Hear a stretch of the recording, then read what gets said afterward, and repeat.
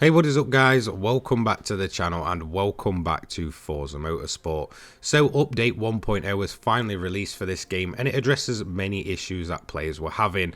It goes on to address things such as the car XP system, some of the colours, especially the blacks, just looking completely washed out. So there is many changes for a first update, and it does seem that the game is going to be heading in the right direction in months and probably years to come. So I'm going to dive into the patch notes, have a look what is on offer, and obviously discuss a few of the key points within these notes. So let's get straight to it. So let's head over to the website. It says Forza Motorsport Update 1.0 release notes for October the 17th 2023. Yes, I'll admit I'm a little bit late on these. I did have some other things that I had to prioritize before talking about this, but I'm going to get around to it. So we're working to improve your Forza Motorsport experience. Below you will find a summary of items fixed or improved upon in Update 1.0. Now you've got the version numbers, so I'm just going to skip over those, but let's start off with stability all platforms. So this covers both, Xbox, PC and Steam. General stability improvements with fixes for various crash scenarios. Fixed a crash that could occur in the Builders Cup career mode after upgrading a car and entering open practice in the Fox Body Challenge race on Watkins Glen.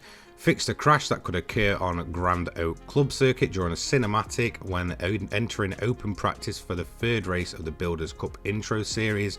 Fixed a crash that could occur when entering a free play race from the My Cars menu if there were too many cars with a custom thumbnail image. Fixed a crash that could occur upon loading into a free play race.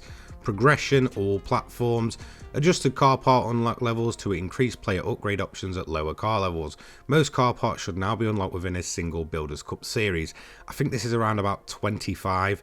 We also have the improvements to ensure car affinity manufacturer reward discounts are unlocked when intended once a player reaches car level 50 in a car from the respective brand. So this is definitely one of the key changes, so I went to go ahead and check out this level 29 Supra that I have just to see if it's kind of gone over in terms of the upgrade system, and it does seem that around about level 25 you will have pretty much everything available. However, full level 50 is not completely irrelevant at this point because you will need to hit level 50 to get that affinity ranking with each of the manufacturers. So there is still reason to go above and beyond around about car level 25, but this is definitely a nice change.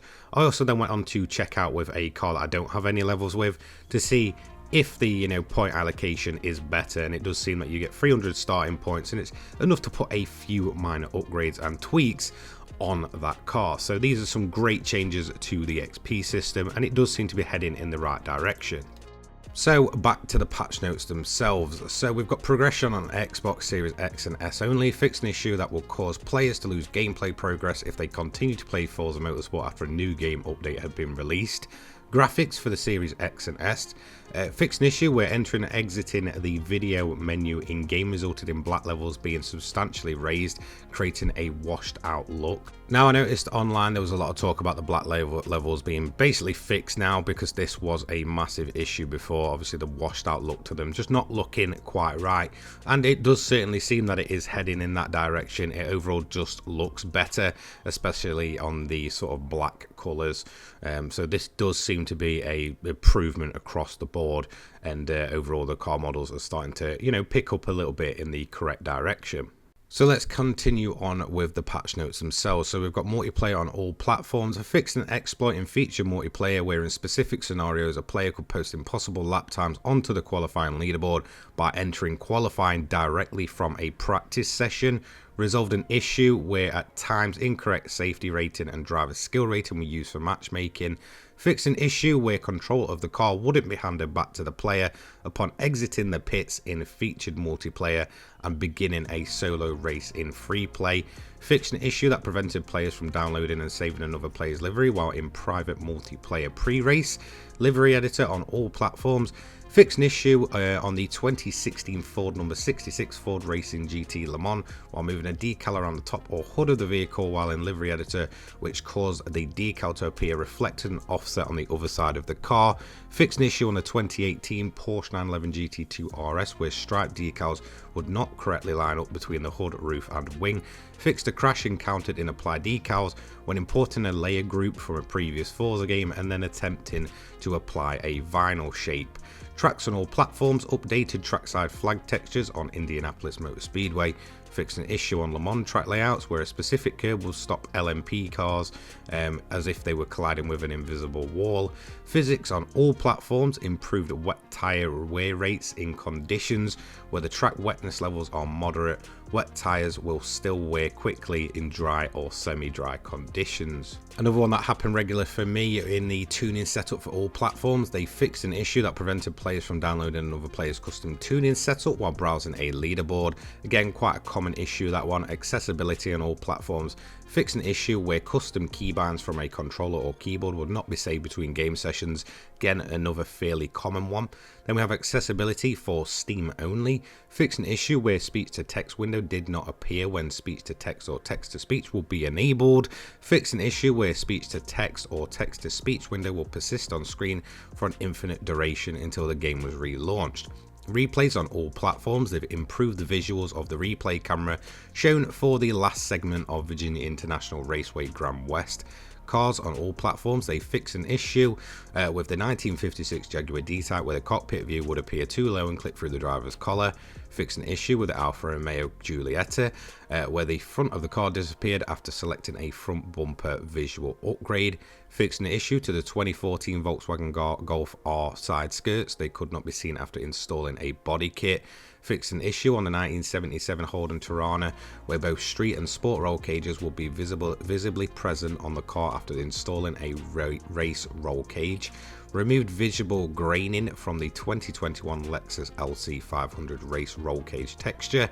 Fixed an issue with the 2004 Porsche 911 GT3, 97 Skyline GTR V-Spec, 2018 Megane RS and the 2012 Mini John Cooper Works GP, where higher level roll cage will be visible on lower level upgrades. Fix an issue with a 2021 BMW M3 where the RPM displayed on the digital dash will be desynced with the RPM shown on the Forza UI HUD. Fix an ambient occlusion error of both the exterior and interior views for the 2016 Cadillac ATS-V and fixed a separate issue of damaged geometry clipping when viewing the car from a distance. Fixed an issue with the 2014 Lamborghini Huracan where no light is cast from the car gauge or dashboard cluster, as well as headlights, taillights and brake lights. We've also fixed ambient and occlusion errors on this vehicle.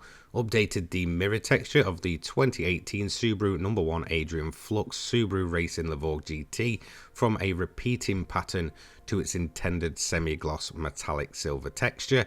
Fixed an issue with the 2020 Chevrolet C8 Corvette Stingray where using the remove wing upgrade left the stock wing visible on the car.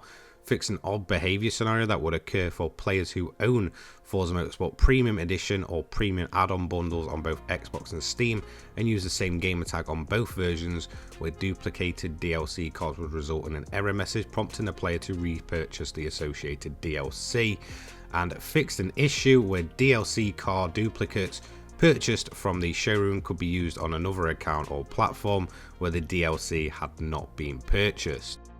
So there we have it, that is all of the patch notes from update 1.0 from Forza Motorsport. It does seem like so far the game is going to be heading in the right direction. It's a fairly quick fix for a lot of kind of key issues, whether that be, you know, XP related, with a lot of people complaining about that system. It does seem that they are taking measures to basically improve the system, and they've done it straight away with the first major title update. We also have the likes of the washed out colours being fixed and just looking better overall, as well as obviously making the game overall just a much more stable and better experience, as well as kind of minor things for very specific cars. While, you know, it does show that they are quite happy to go ahead and change literally everything they can to improve this experience. So I would say that update 1.0 in terms of a first title update is certainly a massive update with a lot of huge changes, and whilst it's mainly quality of life and obviously doesn't go to add anything in terms of content, it really didn't need to be that. It just needed to address as many of these small niggly issues that players have been having with Forza Motorsport, and well, I feel like Turn 10 are definitely heading in the right direction of doing just that. So I would say this is definitely a great update. It's fixed quite a few of the issues that I was having with the game, whether that be car specific things like, you know, not being able to download tune setups from the leaderboard playable menu, things such as controller bindings not saving, things like the Corvette C8 where the wing would just not remove and it'd just continue to be there, as well as obviously making improvements to the XP system, and meaning that, you know, even after you've done the Builders Cup, you pretty much got the ability to max upgrade the cars. But if you do want to go to level 50, you can still get the affinity bonus with each of the manufacturers, meaning that isn't kind of completely irrelevant at this point. So yeah, overall a great first bunch of changes to Forza Motorsport, and hopefully Turn 10 continue to take it in that direction and just improve the product over time. That's going to be it from me. Thank you so much for watching. Don't forget to leave a like, comment, subscribe, turn your notifications on so you don't miss an upload from me. I'll be going back to daily uploads now. Thank you so much, and I'll see you in the next one. Take care, guys. Peace.